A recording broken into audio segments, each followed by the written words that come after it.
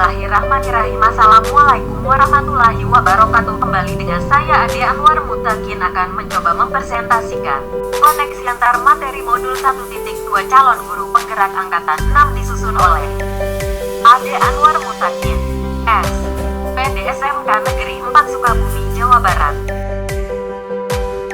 Daftar isi 1. Peristiwa 2. Perasaan 3. Pembelajaran 4. Penerapan.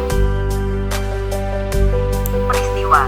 Momen yang paling berkesan juga mencerahkan bagi saya dalam proses pembelajaran modul 1.1 hingga modul 1.2 adalah sebagai berikut. Pada modul 1.1 saya belajar tentang dasar-dasar pendidikan yang mengacu kepada seorang tokoh pendidikan di Indonesia yang sangat luar biasa. Dedikasinya untuk pendidikan bangsa ini yaitu Ki Hajar Dewantara. Di antaranya yang paling penting bagi saya dari filosofi beliau yaitu menghamba pada anak, yaitu dalam pendidikan anak adalah prioritas utama. Kemudian anak seperti padi dan guru seperti petani. Karena anak sebagai prioritas, kita sebagai guru dituntut untuk memenuhi kebutuhan anak tersebut sesuai kodrat alam dan kodrat zaman yaitu minat dan bakatnya. Sedangkan pada modul 1.2 kaitannya kita sebagai calon guru penggerak adalah nilai-nilai yang harus dimiliki oleh guru penggerak. Juga peran kita sebagai guru penggerak, juga aksi nyata penerapan nilai dan peran kita sebagai guru penggerak di lingkungan tempat kita bekerja. Perasaan. Setelah saya belajar modul 1.1 dan 1.2 pada diklat calon guru penggerak ini menguatkan wawasan saya terhadap dunia pendidikan. Yang sebelumnya dalam prinsip saya sangat setuju terutama mengenai filosofi Ki Hajar Dewantara yang berpusat pada anak, di mana kadang kenyataannya kadang tidak demikian pelaksanaannya. Dengan adanya filosofi Ki Hajar Dewantara ini semakin menguatkan diri saya sebagai seorang guru, juga menguatkan rekan-rekan guru lain seperjuangan. Akan pentingnya hal ini mengingat peran kita sebagai calon guru penggerak diantaranya adalah pemimpin pembelajaran. Sehingga dari mulai pengajuan anggaran dan pelaksanaan kegiatan di sekolah itu yang paling utama dasarnya adalah prioritas anak. Pembelajaran. Sebelum dan setelah pembelajaran modul 1.1 dan 1.2. Sebelumnya saya beranggapan semua murid harus sama-sama bisa pada materi yang saya ajarkan sesuai dengan kaidah kade yang ada di silabus dan RPP. Dan metode belajar sama juga di semua murid. Setelah belajar modul ini pikiran saya terbuka bahwa tidak semua siswa sama. Mereka punya kodratnya masing-masing. Minat bakat yang berbeda juga berbeda pula metode belajarnya.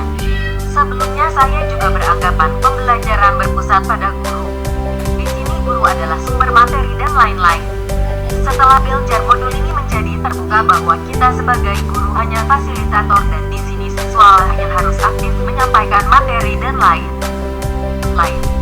Sebelumnya juga saya beranggapan bahwa prinsip ini hanya untuk diri saya sendiri dan teman dekat. Setelah belajar modul ini dan mengetahui nilai dan peran calon guru penggerak, kita harus menularkan juga energi positif kita ke teman-teman kita dalam sekolah dan MGMP bidang saya mengenai kegiatan belajar mengajar. Penerapan. Rencana penerapan yang akan saya lakukan setelah belajar modul 1.1 dan 1.2 ini adalah selalu berpihak pada murid. Segala kegiatan apapun yang dilakukan di sekolah itu dasarnya adalah kepentingan dan keberhasilan murid.